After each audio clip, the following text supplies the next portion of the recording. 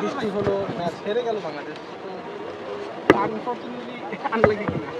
হ্যাঁ, অনেক unlucky obviously. মানে অনেক এক্সপেকটেশন নিয়ে এসেছিলাম আগের ম্যাচ জিতার পর।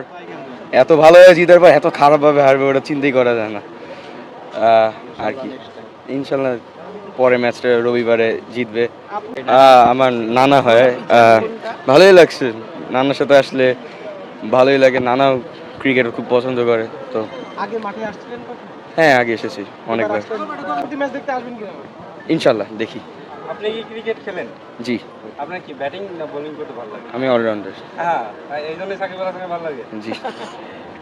এই পুরো বাংলাদেশের জার্সি পরে আসছেন, যদি জিজ্ঞেস করি বাংলাদেশের পছন্দের খেলোয়াড় কে? সাকিব তো সবারই। সাকিবই হবে। আপনার আহ, নানাও ক্রিকেট খেলতেন, এই গল্পটা একটু জানেন নাকি আপনি?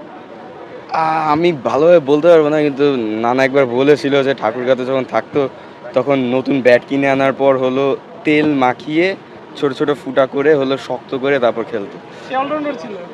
মনে হয়, আমার মনে, জানি না। পরবর্তী সব ধরনের খেলার খবর পেতে সাবস্ক্রাইব করুন। সঙ্গে থাকুন খেলার পাতার।